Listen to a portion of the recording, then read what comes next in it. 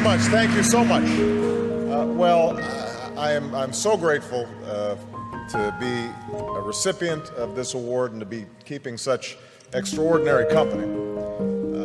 I first of all want to thank all of you who were involved in making this possible, but the main thing that I want to do here is to just say how I'm inspired by the young people who are represented here, because I think that's the purpose ultimately of this foundation. And I want to tell just a brief story because Archbishop Tutu is here, one of my heroes, and let you know where I was when I was about your age.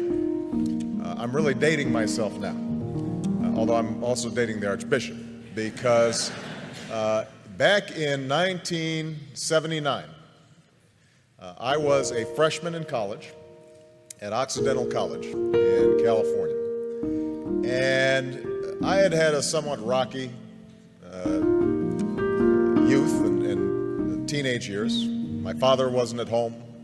I was growing up partly with my grandparents in high school. I'd gotten into trouble occasionally, was what my mother called a good time Charlie, meaning I wasn't really serious in terms of my studies, in terms of my work.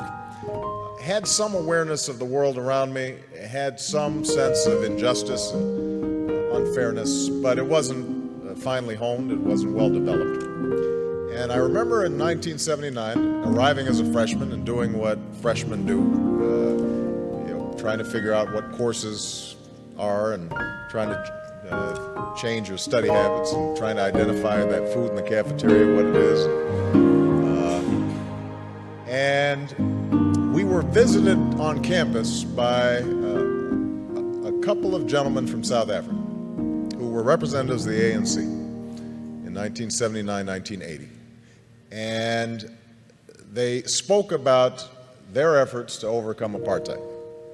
And for about an hour, myself and a group of students listened to these young men who were not much older than we were describe the extraordinary struggles they were going through, the sacrifices that were being made, people who were enduring jail and torture and beatings because they had a sense that somehow, some way, justice would prevail. And that brief meeting, I think, in some ways changed my life, because what it told me, first of all, was that ordinary people can do extraordinary things when they're given an opportunity. We sometimes think that our leaders have to have fancy degrees or well-educated or some public office somewhere.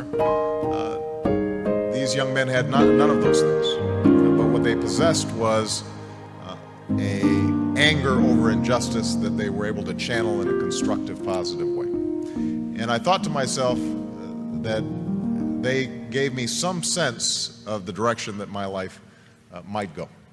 And so I became active in the anti-apartheid movement on campuses. And I'm not sure we were particularly effective. As I recall, Occidental College continued to refuse to divest despite the various protests that we organized as students. I transferred to Columbia, and there was similar resistance on Columbia's campus. But over time, I like to think that I was part of that mosaic that applied pressure and ultimately helped those in South Africa achieve the extraordinary liberation that I would witness almost 10 years later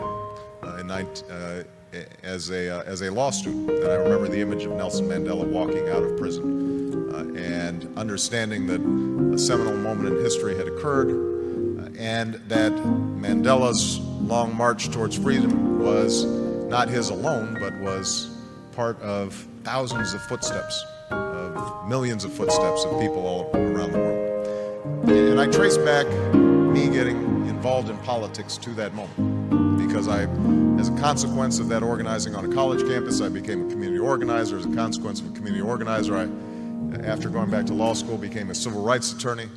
As a consequence of being a civil rights attorney, I entered the state legislature, and I now stand before you as a United States Senator and as a candidate for president.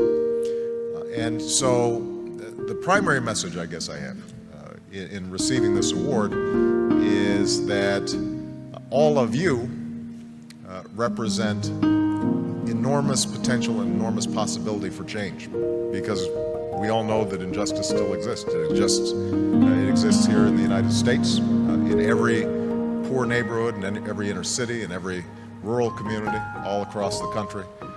There is quiet desperation.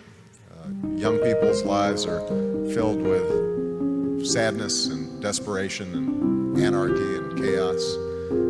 And obviously all around the world, we see those same symptoms of hopelessness made manifest in places like Darfur, places like the Middle East, in places that too often are forgotten about and not written about until they flare up in tragedy. So I hope that all of you who are on the brink of doing extraordinary things decide to channel that talent and that energy and that imagination to figuring out how do you move the process along for a better history. You know, how do you put your shoulder against the wheel and move that boulder up the hill? And I'm absolutely confident that if all of you take up that challenge, the world is waiting for you, ready to be changed. Because I think we live in this moment in history right now where the hunger for change, the hunger for something new, the desire to break out of the ordinary, the self-interested, the petty, the trivial, is everywhere. And they're waiting for you. And so I hope that as you see the recipients of this award, you recognize that